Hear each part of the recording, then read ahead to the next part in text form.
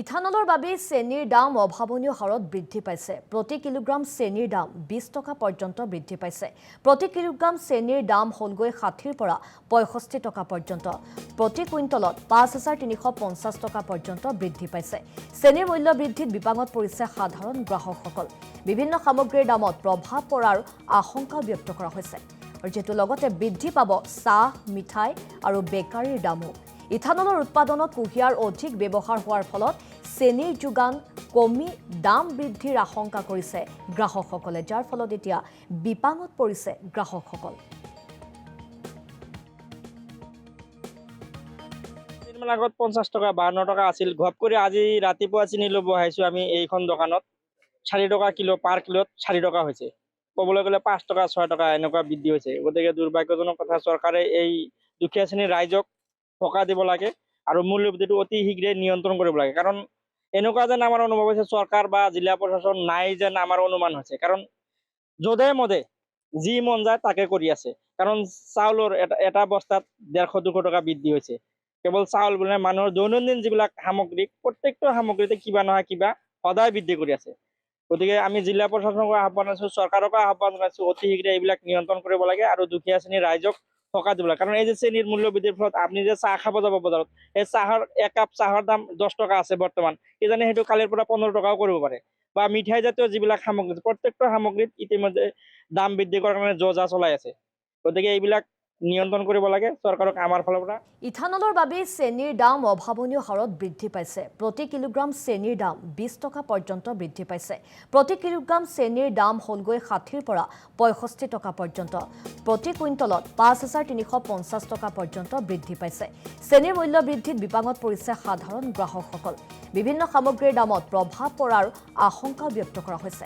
আৰু যেটো লগতে বৃদ্ধি পাব চাহ, মিঠাই আৰু বেকাৰীৰ দামো।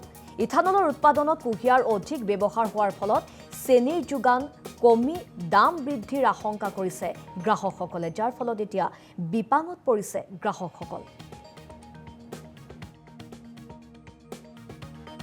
দিনমান আগত 50 টকা 52 টকা আছিল। ঘপ কৰি আজি ৰাতিপুৱা চিনি ল'ব আহিছোঁ আমি এইখন দোকানত 4 টকা কিলো, পাৰ কিলোত 4 টকা হৈছে।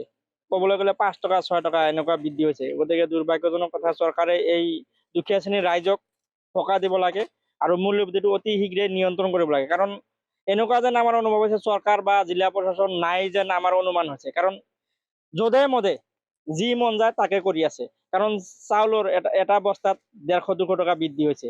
কেৱল চাউল বুলি মানুহৰ দৈনন্দিন যিবিলাক সামগ্ৰী, প্ৰত্যেকটো সামগ্ৰীতে কিবা নহয় কিবা সদায় বৃদ্ধি কৰি আছে। গতিকে আমি জিলা প্ৰশাসনক আহ্বান জনাইছোঁ, চৰকাৰকো আহ্বান জনাইছোঁ, অতি শীঘ্ৰে এইবিলাক নিয়ন্ত্ৰণ কৰিব লাগে আৰু দুখীয়া শ্ৰেণীৰ ৰাইজক টকা দিব লাগে। কাৰণ এই যে চেনিৰ মূল্য বৃদ্ধিৰ ফলত আপুনি যে চাহ খাব যাব বজাৰত, এই চাহৰ একাপ চাহৰ দাম 10 টকা আছে বৰ্তমান, কিজানি সেইটো কালিৰ পৰা 15 টকাও কৰিব পাৰে। বা মিঠাই জাতীয় যিবিলাক সামগ্ৰী, প্ৰত্যেকটো সামগ্ৰীত ইতিমধ্যে দাম বৃদ্ধি কৰাৰ কাৰণে যো-জা চলাই আছে। গতিকে এইবিলাক নিয়ন্ত্ৰণ কৰিব লাগে চৰকাৰক আমাৰ ফালৰ পৰা। ইথানলৰ বাবে চেনিৰ দাম অভাৱনীয় হাৰত বৃদ্ধি পাইছে। প্ৰতি কিলোগ্ৰাম চেনিৰ দাম 20 টকা পৰ্যন্ত বৃদ্ধি পাইছে।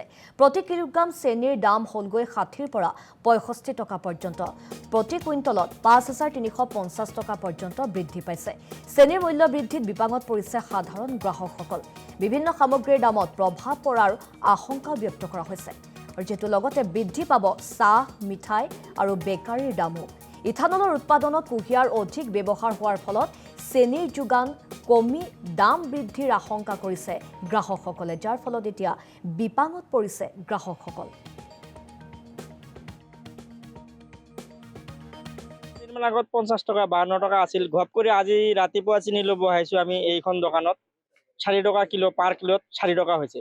ক'বলৈ গ'লে 5 টকা 6 টকা এনেকুৱা বৃদ্ধি হৈছে। গতিকে দুৰ্ভাগ্যজনক কথা, চৰকাৰে এই দুখীয়া শ্ৰেণীৰ ৰাইজক টকা দিব লাগে আৰু মূল্যবৃদ্ধিটো অতি শীঘ্ৰে নিয়ন্ত্ৰণ কৰিব লাগে। কাৰণ এনেকুৱা যেন আমাৰ অনুভৱ হৈছে চৰকাৰ বা জিলা প্ৰশাসন নাই যেন আমাৰ অনুমান হৈছে। কাৰণ যধে মধে যি মন যায় তাকে কৰি আছে। কাৰণ চাউলৰ এটা বস্তাত 150-200 টকা বৃদ্ধি হৈছে।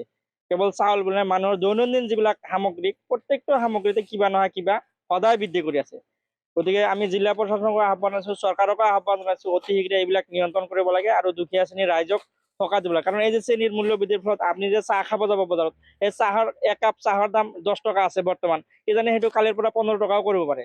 বা মিঠাই জাতীয় যিবিলাক সামগ্ৰী, প্ৰত্যেকটো সামগ্ৰীত ইতিমধ্যে দাম বৃদ্ধি কৰাৰ কাৰণে যো-জা চলাই আছে। গতিকে এইবিলাক নিয়ন্ত্ৰণ কৰিব লাগে চৰকাৰক আমাৰ ফালৰ পৰা